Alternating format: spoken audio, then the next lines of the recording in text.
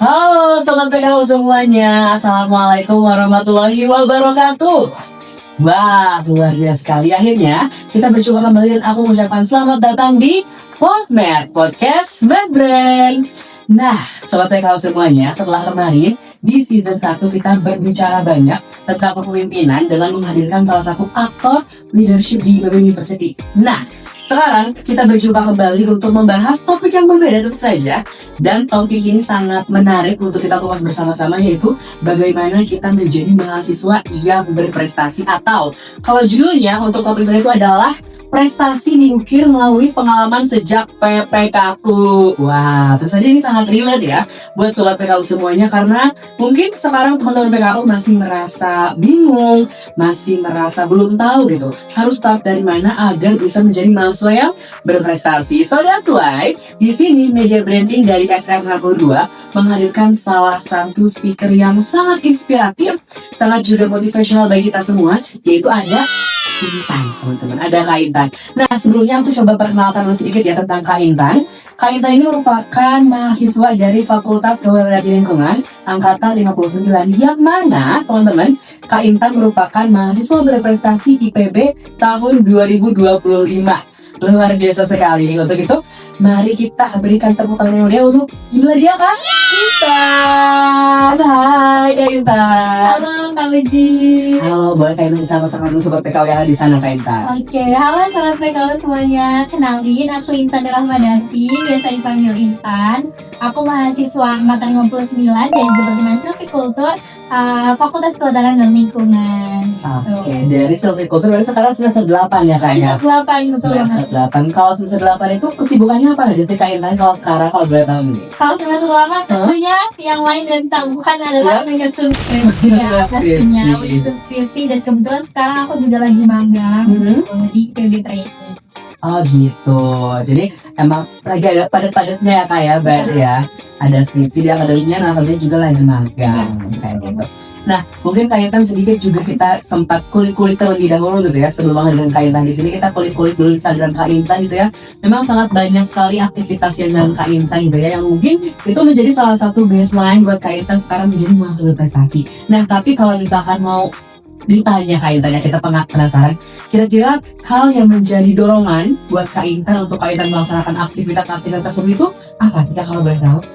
Oke, jadi sebenarnya jujur dari awal tuh aku nggak pernah kepikiran untuk specifically pengen jadi mahasiswa berprestasi gitu ya. Terus aku kayaknya ketinggian deh gitu awalnya aku jadi maba. Cuman dari dulu tuh aku selalu punya prinsip gitu ya waktu jadi maba untuk selalu memanfaatkan setiap kesempatan yang aku punya. Toh menjadi mahasiswa juga merupakan salah satu privilege ya. Nggak semua orang tuh bisa mengenyam dunia pendidikan tinggi gitu di universitas gitu. Makanya ketika waktu dulu aku menjadi maba, pokoknya setiap aku ketemu setiap kesempatan itu pasti aku selalu mengupayakan yang terbaik untuk mencoba berani dulu nih ngambil semua kesempatan yang ada itu, karena kita nggak pernah tahu nih mana kesempatan yang nantinya akan membantu kita untuk mengantarkan diri kita ke mimpi yang mau kita tuju, dan kapan lagi gitu kesempatan itu akan datang gitu. Jadi salah satu hal yang mendorong aku untuk bisa ada di posisi sekarang adalah itu sih, berusaha yang terbaik untuk memanfaatkan setiap kesempatan yang datang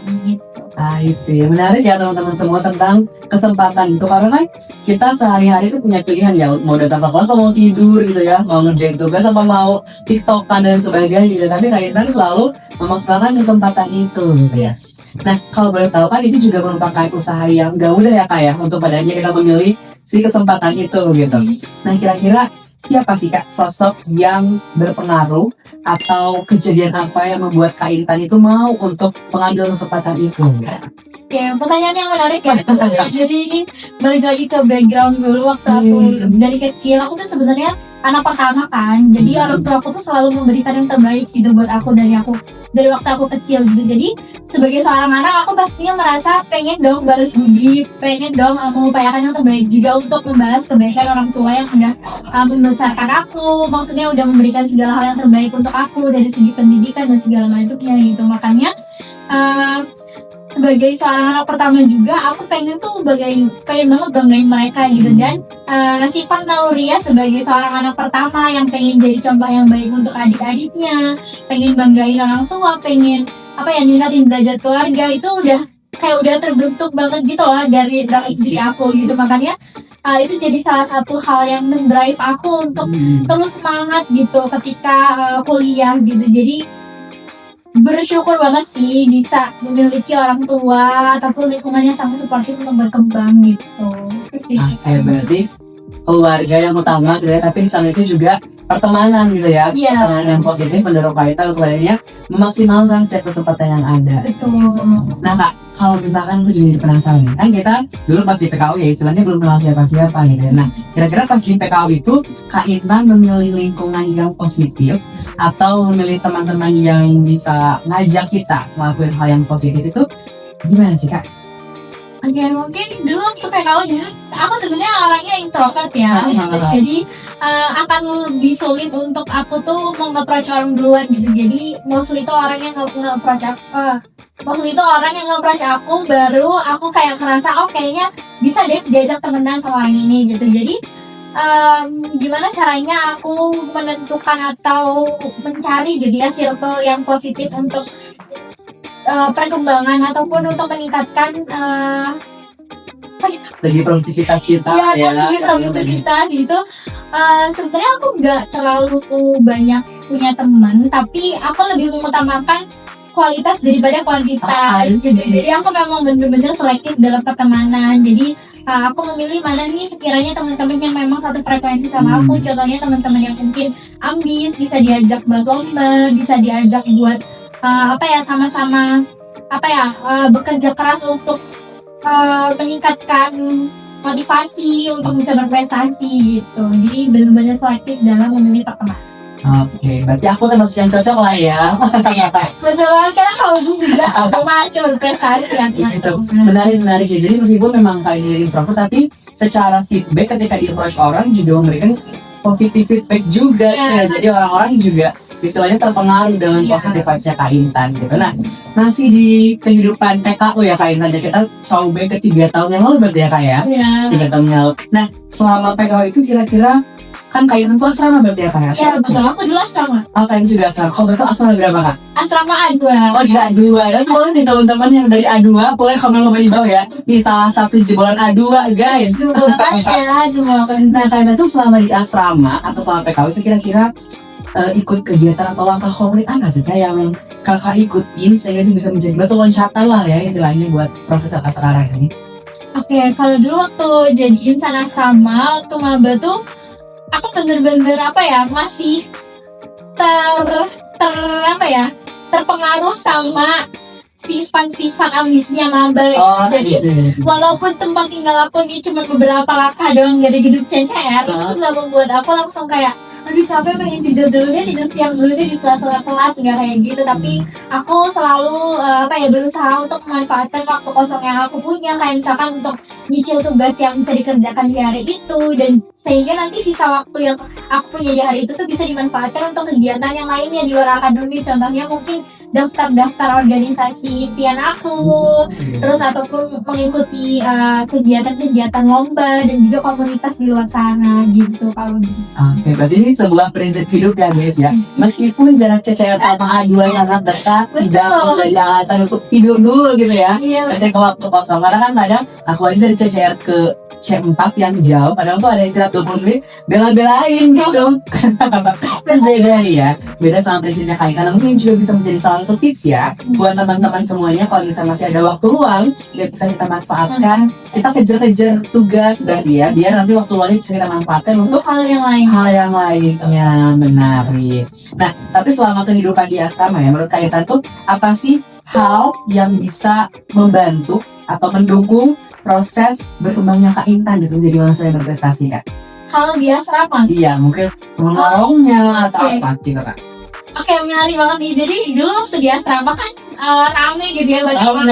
Jadi aku tuh merasa gak sendirian gitu. Jadi waktu capek-capeknya pulang dari kampus itu tuh aku merasa kayak masih ada teman-teman, kadang di luar ada yang masih ngerjain tugas dan segala macam. Jadi tuh itu juga salah satu hal yang meningkatkan motivasi aku untuk maksudnya untuk terinspirasi untuk nggak langsung layang-layang tapi juga tetap semangat gitu kerja tugas bareng teman-teman yang lainnya gitu, karena menurutku lingkungan yang rapi di asrama itu salah satu hal yang privilege gitu untuk kita sebagai insan asrama untuk sama-sama membangun lingkungan yang suportif untuk menjadi mahasiswa yang bisa berprestasi mungkin, dan juga semangat untuk mencapai semua target-target kita ketika menjadi mahasiswa gitu Kak Uji. Oke, jadi itu tuh ada salah satu kelebihan ya, keuntungan hidup di asrama. Jadi kalau misalnya kadang kita lagi capek, lihat orang lagi belajar itu jadi Semangat lagi, jadi mau lagi gitu. Jadi kayak gak ada alasan untuk capek gitu ya. Maksudnya lingkungannya mendukung untuk sama-sama berkembang bersama gitu ya, alhamdulillahnya gitu. Luar biasa. Nah, Kak, kalau misalkan kakak boleh bocorkan juga ya ke teman-teman, mungkin boleh kalian kasih satu kunci, satu aktivitas kira-kira di asrama itu buat teman-teman tingkat 1, kira-kira apa yang harus dilakukan di asrama dari sekarang yang harus dibiasain biar membangun kebiasaan positif gitu Kak. Oke. Kalau aku boleh berpesan ya terkait hal itu untuk teman-teman maba nih, sobat PKU, pokoknya maksimalkanlah waktu yang kalian punya, privilege yang kalian punya gitu, karena tadi ya yang udah aku sampaikan, balik lagi kayak kita tuh gak pernah tahu kesempatan mana yang akan menghantarkan kita ke mimpi kita gitu. Jadi coba aja berani dulu apapun kesempatan yang datang ke hidup kita, yang ada di depan mata kita gitu. Dan pokoknya sebagai seorang mahasiswa juga kita harus perlu aware gitu ya sama target-target yang udah kita punya, atau kalau misalkan di tengah-tengah jalan kita ngerasa kok kayaknya capek ya, kok kayaknya nggak sesuai sama ekspektasi kita ya, cobalah untuk reflect lagi gitu ya ke why-nya, big why-nya, kenapa sih dulu kita pengen menjadi mahasiswa, kenapa sih dulu kita pengen berjuang untuk memperjuangkan mimpi kita di kampus ini gitu. Mungkin itu sih Kak Uji. Jadi harus menemukan big why-nya nih teman-teman. Kira-kira teman-teman masuk kampus karena apa? Jadi ketika teman-teman nanti lagi capek, ketemu lagi tuh ya alasan besarnya biar dia semangat lagi. Sama manfaatin kesempatan yang datang. Kesempatan yang datang. Udah dikasih pesan pertama, nanti pesan kedua nanti bakal ada lagi ya Kak ya, tentu saja gitu. Pertama-tama jadi jangan lupa dicatat dulu nih, ayo catat dulu gitu ya. Nah, kayaknya aku juga penasaran ya Kak ya, kan kita tuh mahasiswa baru gitu ya, dari SMA sekarang kita kuliah gitu, mata pelajarannya beda-beda banget gitu ya, kemudian juga culture-nya beda, proses belajar juga sangat berbeda Kak gitu. Nah, banyak sekali case mungkin teman-teman itu yang bingung gitu, kira-kira aku harus mulai dari mana ya gitu, mulai dari apa ya dulu gitu ya, biar aku bisa mulai berani untuk mencoba. Nah dari Kak Intan, kira-kira dulu ketika Kak Intan mengalami hal tersebut, mengalami kebingungan itu, kira-kira apa sih yang dilakukan Kak Intan untuk mengatasi rasa bingung tersebut gitu Kak, untuk bisa mulai berprestasi? Oke, jadi bener ya, mungkin ketika kita menjadi maba tuh proses adaptasinya tuh gak mudah ya untuk setiap orang gitu. Makanya kadang kita perlu banget nih untuk mulai memfokuskan atau merencanakan nih teman-teman, misalkan di tingkat 1 kita mau ngapain aja, tingkat 2 kita mau ngapain aja, tingkat 3 dan seterusnya gitu. Karena ketika kita udah men-setting goal ataupun tujuan yang jelas gitu, selama kita menjadi mahasiswa itu bisa benar-benar menjadi salah satu panduan kita gitu ya, panduan kita untuk beraktivitas setiap harinya gitu. Jadi mempunyai target itu yang pertama penting banget gitu. Jadi tentunya waktu kita menjadi maba pasti akademik itu nomor 1 ya, harus nomor 1 gitu. Tapi di samping itu juga kita jangan yang terlalu fokus sama akademik aja gitu, tapi maksimalkan juga waktu-waktu yang tersisa dari fokus ke akademik gitu untuk melakukan hal-hal yang memang teman-teman pengen capai gitu. Contohnya tadi daftar organisasi, ikut lomba dan sebagainya gitu. Jadi itu ya, harus setting goals dulu gitu ya, sama biar nanti udah tahu nih goalsnya apa, bisa diturunin nih jadi target-target gitu ya Kak. Target harian. Nah kalau Kak Intan sendiri ada tips dari yang bisa diberikan ke teman-teman, gimana sih cara untuk setting targetnya, mungkin target yang bulanan, target semesteran, sampai target tahunan gitu. Ada tipsnya gak Kak, biar kita tuh nggak yang terlalu tinggi targetnya, tapi juga nggak yang nggak punya target juga gitu. Oke, jadi sebenarnya kalau aku pribadi dulu itu nge-setting goalnya itu nentuin dulu dari mimpi besar aku tuh sebenarnya pengen jadi apa sih gitu, ataupun pengen apa sih yang pengen aku capai besarnya gitu di ketika menjadi mahasiswa ini gitu. Nah, ketika aku udah menentukan satu mimpi besar aku itu, aku nantinya coba memecah gitu dari mimpi itu tuh langkah-langkah kecil apa sih yang bisa dilakukan setiap harinya gitu, supaya mimpi yang besar tadi tuh gak kerasa kayak mustahil banget untuk tercapai gitu Kak Fauzi. Jadi harus dipecah jadi mimpi-mimpi yang ataupun langkah-langkah yang kecil dulu setiap harinya, supaya setiap hari itu kita bisa melihat nih progres kita untuk mencapai mimpi yang besar itu tuh sampai mana sih gitu. Jadi memang urutannya kalau dulu aku kayak gitu, harus memecah mimpi yang tadinya besar gitu jadi hal yang kecil-kecil dulu setiap hari, jadi biar bisa lebih mudah dilakukan dan tracking gitu. Oh, ngerti. Jadi kita punya KPI gitu ya tiap Iya, harinya gitu. Jadi pun karena itu levelnya tiap hari, jadi kita merasa itu tuh bisa dicapai gitu ya. Karena kan kalau misalnya kita setting jadi presiden, kan jadinya something yang gak mungkin gitu ya, impossible. Tapi ketika kita tadi kata kaitan, kita pecah-pecah jadi satu-satu yang kecil, kita coba capai tadi itu satu-satu gitu ya. Nah, jadi aku jadi penasaran kalau misalkan di Kak Intan nih, kira-kira mungkin kebiasaan kecil ya Kak ya, yang kecil-kecil, yang itu tuh ternyata bagi Kak Intan bisa menjadi baseline-nya Kak Intan, ternyata dia sampai sekarang itu ada gak sih Kak?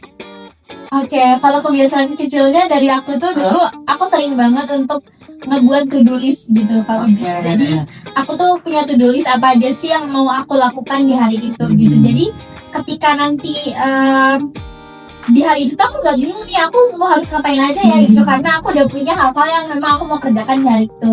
Dan perasaan di akhir hari ini ketika kita ngelihat semua to-do list kita udah terchecklist itu tuh rasanya kayak puas dan bangga banget udah segini gitu ya, karena udah berhasil untuk disiplin jalanin hari ini gitu. Dan itu juga salah satu hal yang bagus banget untuk kita bisa fokus gitu ya, untuk mengatur time management kita terhadap aktivitas yang mau kita kerjain di hari itu.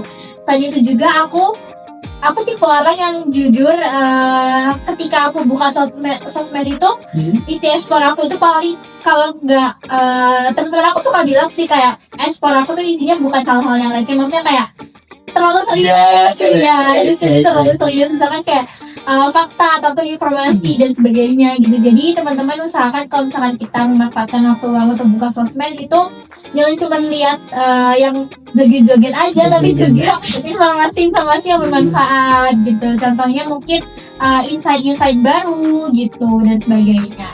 Oke, jadi kalau misalnya kita bikin thumbnail, bikin judul, nanti judul bakal kayak gini.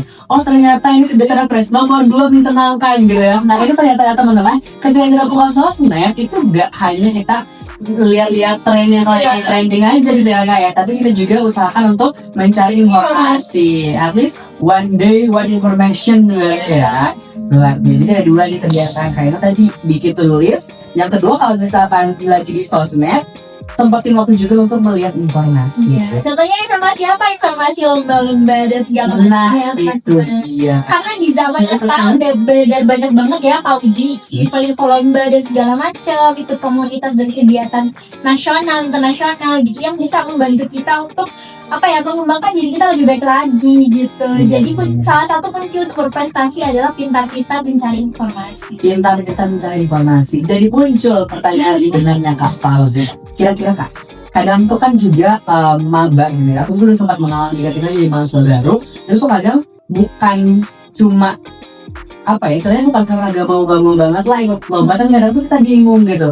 Kira-kira kita tuh bakal tahu dapat informasi lomba dari mana, karena tuh kita bahkan gak tahu dari mana ada lomba ini gitu. Nah, tips dari Kak Intan agar kita bisa tetap tahu lomba-lomba terbaru, lomba-lomba yang lagi hype, lomba-lomba yang lagi diadain, itu kira-kira gimana Kak tipsnya buat teman-teman tingkat 1 yang pengen Oke, pastinya teman-teman tingkat 1 ini atau maba ini harus wajib banget tuh follow Instagram IPB Prestasi teman-teman. Karena di situ pasti akunnya akan men-share gitu ya info-info terkait lomba apa aja sih yang ada di bulan ini. Itu memang di IPB Prestasi itu rutin untuk mengeluarkan konten-konten kayak gitu teman-teman. Dan juga follow Instagram yang judulnya biasanya ada info lomba KTI, info lomba gitu teman-teman. Jadi di situ udah banyak banget informasi yang disebar di sosial media, jadi teman-teman bisa banget manfaatkan itu dengan sebaik-baiknya gitu. Oke, nah sekarang berarti teman-teman udah tahu nih dari mana dapat informasi lombanya gitu ya kaitannya. Tapi kan teman-teman udah tahu nih akan ikut lomba di mana, ikut lomba apa gitu ya. Tapi tuh kadang kita tuh dulu ya kainan ya mau itu kadang gak percaya diri gitu ketika mau ikut lomba tapi terlalu besar, masih agak takut lah ya gitu. Nah ketika Kaitan tuh membangun rasa percaya diri ketika pertama kali akan ikut lomba, itu gimana Kak cara membangun agar kita bisa percaya diri? Oke, kalau dulu aku pribadi tuh selalu punya mindset bahwa yang penting berani coba aja dulu. Berani coba aja dulu. Masalah menang atau kalah itu kan pasti belakangan gitu ya. Tapi toh kalaupun misalkan kita tuh berani untuk mencoba dulu, kita tuh punya chance 50% untuk berhasil dan juga chance 50% untuk gagal, dibandingin kita memutuskan untuk kayaknya jangan dulu deh, takut belum siap daftar lomba dan segala macem gitu. Karena apa ya, maksud aku kayak ya udah pokoknya berani coba aja dulu gitu teman-teman gitu, dan enjoy the process gitu. Karena biasanya hal-hal yang kita nikmati prosesnya itu justru yang lebih banyak menghasilkan ataupun memberikan kita lesson learn gitu, untuk kita menjadi orang yang lebih baik lagi gitu. Jadi itu sih kuncinya untuk percaya diri, pokoknya berani aja dulu coba. Jadi ada 2 hashtag dari Kaitan, berani coba aja dulu sama enjoy the process ya.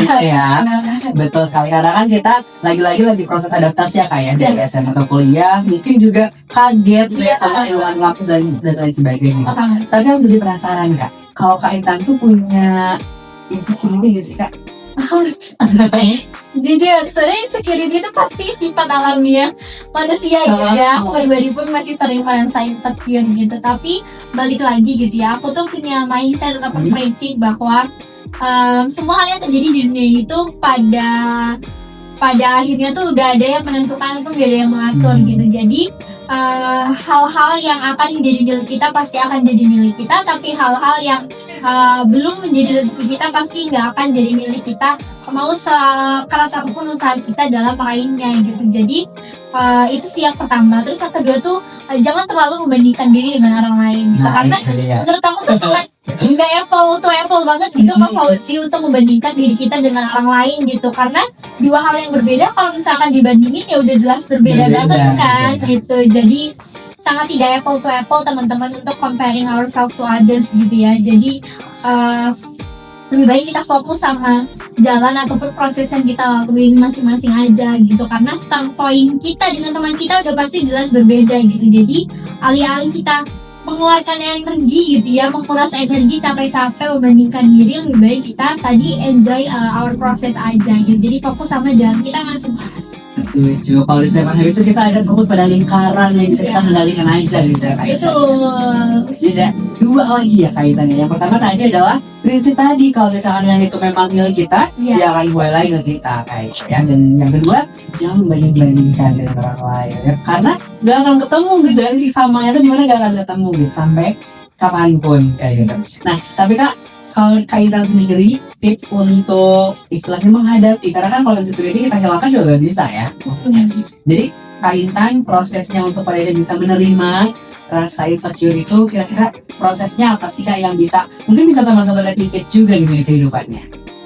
Kalau hal yang bisa membantu aku menerima ataupun legowo terhadap hal-hal di luar ekspektasi aku gitu ya, mungkin karena ini ya, aku percaya banget bahwa skenario Allah itu yang terbaik gitu. Jadi mau kita seusaha apapun, kayak kita merasanya udah keras banget nih usahanya, udah sebaik mungkin mencurahkan segala usaha untuk mencapai mimpi itu, kalau misalkan tadi yang aku bilang itu ternyata memang bukan buat kita, ya nggak akan jadi milik kita gitu teman-teman. Toh sebaliknya gitu. Jadi ketika kita merasa hal itu memang kayak kita misalkan belum terlalu mengusahakan yang terbaik di hal itu gitu, tapi kalau misalkan ternyata memang rezekinya itu buat kita, ya berarti memang itu akan jadi milik kita gitu. Jadi balik lagi sih ke prinsip yang tadi gitu, percaya bahwa apapun yang menjadi milik kita pasti akan datang ke kita sendiri gitu. Dan apa yang nggak menjadi milik kita, ya udah berarti nggak akan jadi milik kita gitu. Jadi sesimpel itu sih kalau jadi juga bagaimana kita melihatnya kaitannya, perspektifnya, exactly gitu. Jadi memang lagi-lagi kembali berarti ya ke kita gitu, dimana kita bisa melihat sebuah proses, apakah memang kita bisa melihat dari sisi yang tepat atau kita melihat hanya dari sisi kegagalannya aja gitu ya. Jadi kayak ini juga merupakan sebuah proses yang perlu teman-teman sama-sama bangun dari sekarang gitu ya. Bagaimana kita bisa meyakini bahwa ternyata ketika kita gagal itu bukan sepenuhnya salah kita, bukan salah orang lain, tapi memang bukan jalannya aja gitu ya. Ini bahwa kalau misalkan Tuhan sudah mempersiapkan jalan lain juga gitu ya untuk kita yang lebih baik gitu. Betul. Ini luar biasa dalam berkaca-kaca. Oke, nah Intan, tadi berbicara tentang bagaimana kita bisa menerima rasa insecurity dan juga kegagalan gitu ya. Nah kemudian aku juga penasaran, kita kan sebagai manusia namanya juga ya, punya batas untuk kita sabar, batas untuk kita menahan rasa kecewa gitu ya. Kan kalau kecewa kan paling mungkin kita masih bisa wajarkan, masih kita tahan gitu. Tapi Intan tuh pernah gak sih ada titik yang kayak istilahnya udah kecewa maksimal, tapi bagaimana sih caranya Intan bisa memanage ekspektasi dan rasa kecewa itu untuk diri sendiri gitu biar bisa bangkit lagi di besok harinya. Oke, jujur itu relate banget ya sama aku. Aku pernah jadi posisi itu teman-teman. Jadi ada beberapa kali tuh mimpi yang aku udah coba usahain berkali-kali, tapi tetap kayak aku nggak dapet gitu ya. Jujur kecewa awalnya sama diri sendiri. Tapi yang aku lakukan untuk mengatasi hal itu tuh apa? Yang pertama tuh aku mencoba untuk menerima dulu nih perasaan yang lagi aku rasain, kayak kecewa, marah, sedih dan segala macamnya. Aku coba untuk rasain dulu semuanya. Jadi aku menerima dulu semua perasaan itu di awal. Setelah itu meskipun rasanya sulit untuk bangkit, tapi mindset aku bahwa nggak boleh nih kita berlama-lama ada di situasi yang stuck kayak gini gitu, karena waktu tetap berjalan nih mau apapun kondisi kita gitu. Jadi mau nggak mau kita juga harus bangkit lagi. Jadi yang pertama tadi menerima dulu perasaan yang lagi kita rasain, kayak sedih, kecewa dan segala macam. Terus habis itu baru bangkit lagi, berusaha untuk setting goals baru lagi gitu. Apa sih yang sekiranya terlihat lebih possible untuk kita capai gitu. Dan jangan lupa juga untuk merefleksikan dari langkah-langkah kita sebelumnya tuh apa sih yang membuat kegagalan itu terjadi gitu. Karena kita juga harus belajar dari kesalahan kan ya, Auji, pastinya, supaya hal itu nanti nggak terulang lagi gitu. Oke, jadi jangan menolak ya Kak ya. Ketika kita jangan denial, merasa sedih, merasa kecewa, dirasain gitu ya. Tapi terima rasanya gitu ya. Terus tapi kita declining, padahal juga kita sendiri yang akan kena gitu ya, karena kita gagal dari perasaan. Capek sendiri ya jatuhnya ya. Gitu baru tapi kita rasain, tapi jangan juga terlena terlalu lama sampai juga ngapa-ngapain gitu. Tapi dari kata Intan, setting goals baru yang lebih possible gitu ya. Dan cara mengukur possible itu tadi dengan kita learning gitu ya dari kegagalan yang sendiri. Ini luar biasa banget ya. Sangat bisa dicatat tanpa ada satu kata pun yang harus terlewatkan teman-teman ya. Harus tetap nih dari kata-kata Kak Intan, luar biasa banget gitu ya. Nah Kak Intan tadi kan Kak Intan juga udah memberikan banyak tips dan trik gitu ya, memberikan juga banyak prinsip hidup pada teman-teman semuanya. Mungkin sekarang juga teman-teman yang nonton podcast ini sekarang udah mulai mau dan dari untuk mencoba gitu ya. Tapi Kak Intan, kalau misalkan Kak Intan bisa memberikan bocoran strategi gitu ya, kira-kira kalau misalkan anak semester 2 sekarang teman-teman PKU yang mau mulai lomba, kira-kira mulainya harus dari mana? Ngapain dulu di sekarang Kak Intan? Oke, pertanyaan yang menarik ya juga. Meskipun dulu aku tuh jadi maba juga masih banyak bingungnya nih gitu. Jadi yang pertama aku lakuin ya itu tadi mencari informasi dulu, informasi lomba-lomba apa aja sih yang memang available gitu ya. Terus habis itu setelah itu aku mencoba untuk memilah gimana yang sekiranya lomba yang memang aku pengen ikuti dan mana lomba-lomba yang sekiranya possible gitu ya untuk teman-teman ikuti. Setelah itu kalau misalkan teman-teman dirasa belum terlalu percaya diri untuk mungkin meng-apply lomba itu sendirian, boleh banget untuk cari partner lomba yang sekiranya memang satu frekuensi gitu ambisinya gitu sama teman-teman gitu. Jadi yang pertama tadi cari informasinya dulu, terus dipilih mau itu lomba apa aja gitu. Di sosial media kan udah banyak ya sekarang. Terus habis itu baru setting goals terkait langkah-langkah apa aja yang harus dilakuin gitu untuk bisa mengapply lomba-lomba itu. Dan juga yang ketiga, kalau misalkan teman-teman ragu sama kemampuan teman-teman ataupun belum terlalu percaya diri nih untuk mengapply sendiri, boleh ajak partner lombanya yang dipercaya gitu. Oke, tadi udah sebenarnya ketinggalan tadi udah kita bahas juga ya. Dan memang ternyata kayaknya udah membocorkan semua hal yang sudah beliau jalankan guys. Jadi tunggu apa lagi, dicatat semua poin-poinnya gitu ya. Silahkan mari kita sama-sama untuk membangun kegiatan yang produktif gitu ya, dari informasi-informasi yang tadi Kak Intan bagikan dari pengalaman Kak Intan gitu ya. Nah mungkin tadi juga teman-teman udah mendapatkan inspirasi dan juga informasi yang lengkap. Nah mungkin terakhir ya Kak ya, gitu ya Kak Intan mungkin ada suatu pesan, ada suatu wejangan buat teman-teman PKW yang sekarang sedang dalam fase FOMO-FOMO-nya gitu ya, dalam fase yang mungkin juga ada yang lagi bingung, dalam fase yang menggebu-gebu dan ambis gitu ya untuk mencapai banyak hal. Kira-kira dari Kak Intan ada apa sebuah wejangan untuk teman-teman PKW semua? Oke, jadi wejangannya ya ada berat banget tuh ya, wejangan ataupun Pesan. ya pesan mungkin yang bisa teman-teman petik gitu ya dari podcast ini nantinya gitu. Jadi sebagai seorang maba, teman-teman tadi pesan aku jangan takut untuk berani mencoba gitu, berani mencoba setiap kesempatan yang datang, karena kita tadi nggak tahu ya kesempatan mana yang akan mengantarkan kita ke untuk mewujudkan mimpi kita tadi. Dan kalau misalkan gagal, teman-teman ngerasa gagal dan kayaknya capek banget, di sela-sela teman-teman berjuang untuk mencapai mimpi itu, please banget jangan menyerah gitu, karena kita nggak tahu nih langkah kita yang keberapa nih, yang ternyata sebenarnya misalkan nih teman-teman udah mau ngerasa capek banget, udah mau menyerah, tapi ternyata sebenarnya keberhasilan teman-teman tuh udah tinggal selangkah lagi gitu. Jadi usahakan jangan terlalu berlarut-larut dalam kegagalan, tapi boleh untuk menikmati fasenya, tapi jangan terlalu berlarut-larut gitu ya. Usahakan untuk bangkit lagi. Dan sebenarnya gagal dalam hidup, dalam perjuangan mencapai cita-cita itu hal yang biasa banget teman-teman gitu. Yang penting tadi kuncinya bisa bangkit lagi. Terus selain itu juga usahakan ketika menjadi maba jangan cuman kuliah pulang aja ya, tapi harus pintar-pintar memanfaatkan waktu untuk mencari kegiatan lain di luar kegiatan akademik gitu, karena nantinya hal-hal itu juga yang bisa membantu mendorong kita untuk menjadi mahasiswa yang lebih baik, ataupun menjadi mahasiswa yang mungkin berprestasi gitu. Luar biasa. Baik banget ya teman-teman. Dari Kak Intan tadi gitu ya, ada sebuah analogi mungkin we never know sebenarnya after ini bahkan itu udah keputusan kita gitu ya. Kalau misalkan analogi tangga gitu ya Kak Intan ya, mungkin kita sekarang adalah tangga 3 gitu ya. Kita nggak pernah tahu kalau ternyata kesusahan kita itu di tangga 4. Jadi dari tangga 3 kita merasa gagal, jangan balik lagi gitu ya, tapi istirahat dulu aja gitu ya. Istirahat dulu untuk naik lagi ke tangga 4 dan kita mencapai titik kesuksesan. Gitu. Luar biasa sekali. Boleh teman-teman dong kasih reaction tentang kolom komentar. Luar biasa, ternyata kita udah sekitar 40 menit ya Kak ya berbincang sangat tidak terasa, perasaan baru 2 menit yang lalu gitu ya.